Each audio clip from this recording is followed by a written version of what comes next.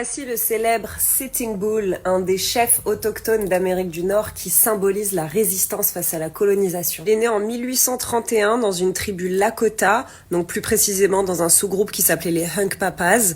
Et la tribu Lakota, ça fait partie de la nation Sioux.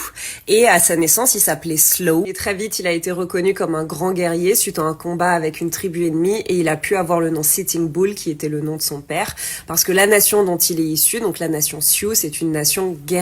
Selon lui et la mentalité du peuple Sioux, tant que les colons, qu'ils appellent les longs couteaux, ne veulent pas attaquer le territoire des Sioux et ne veulent pas le pénétrer, il faut les laisser tranquilles, il faut avoir des rapports pacifistes avec eux. Sauf que notre cher Sitting Bull, il était jeune, il était fougueux, il était ambitieux, et puis à un moment, il s'est dit que ça se trouve, peut-être que les autochtones, peut-être que les natifs, ils pourraient réussir à vaincre les colons. Et ainsi, peut-être qu'ils pourraient récupérer leurs terres. Alors en 1869, il est devenu chef suprême de la Confédération Sioux. Il s'est allié aux Cheyennes et aux Apaches, et ensemble, ils ont gagné la bataille de Little Big Horn.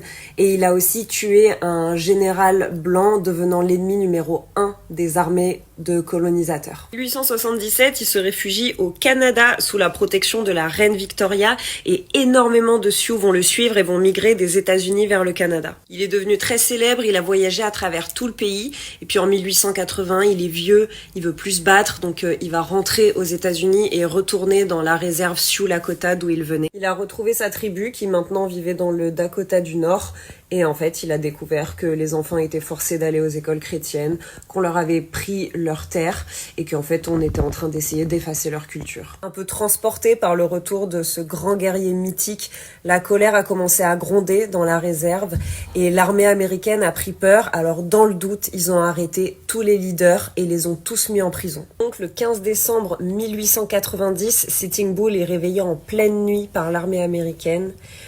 Il ne se laissera pas faire, mais il va quand même mourir sous les balles, d'autant plus que lui n'était pas armé. 250 autres Sioux vont mourir cette nuit-là, et c'est ce qu'on appelle le massacre de Wounded Knee. Et dernière chose, on ne sait pas où est le corps de Sitting Bull.